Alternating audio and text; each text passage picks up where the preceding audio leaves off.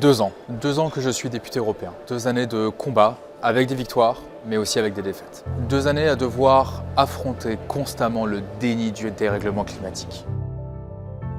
L'extrême droite peut dire ce qu'elle veut. Le dérèglement climatique est là.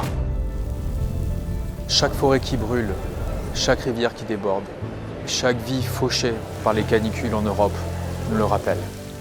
Jamais l'urgence n'a été aussi grande. Et pourtant, il ne se passe pas une journée sans que je vois des députés européens de droite choisir de s'allier à l'extrême droite pour détricoter pas à pas les lois qui protègent l'environnement et les êtres humains qui vivent sur Terre. Ils prétendent agir dans votre intérêt, mais c'est faux. Car à moins d'être un lobbyiste du pétrole ou de vivre coupé du monde dans un bout de cœur à l'autre bout de la planète en attendant d'aller vivre sur Mars, vous ferez partie de celles et ceux qui subissent le dérèglement climatique. Et c'est précisément nous que ces choix politiques mettent aujourd'hui en danger.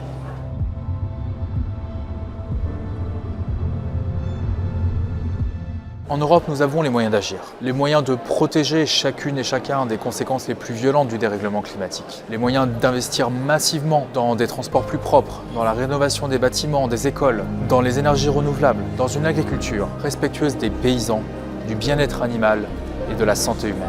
En clair, nous avons les moyens de préparer l'avenir plutôt que de le subir. Mais ces moyens, encore faut-il avoir le courage politique de s'en servir. J'entends la droite et l'extrême droite parler d'écologie punitive.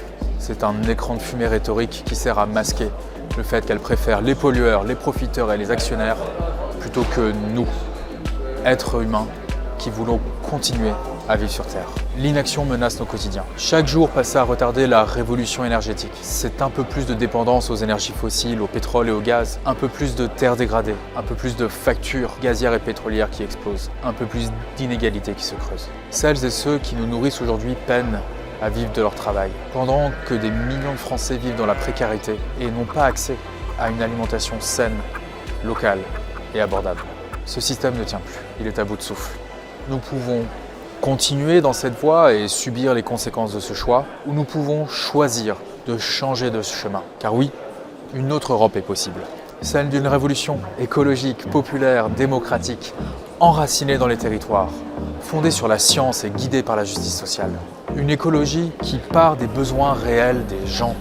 Vivre dignement, se nourrir correctement, travailler sans s'épuiser, respirer un air sain, boire une eau pure. Parce qu'au fond, la question est de savoir quel avenir nous voulons laisser derrière nous. Celui des renoncements, des catastrophes annoncées et des intérêts particuliers protégés coûte que coûte, ou celui du courage, de la solidarité et de la justice. Je refuse de croire que notre destin soit écrit d'avance. Je refuse de laisser les marchands de doute décider de notre avenir. L'écologie n'est pas une contrainte, elle est notre meilleure chance de protéger nos vies, nos territoires, notre démocratie, notre liberté. Alors, face au déni, face au recul, face aux résignations, je continuerai à me battre. Parce que chaque dixième de degré compte, parce que chaque décision compte, parce que chaque génération a une responsabilité. Et parce que l'avenir n'appartient pas à celles et ceux qui ferment les yeux sur la réalité, mais à celles et ceux qui ont le courage de la transformer.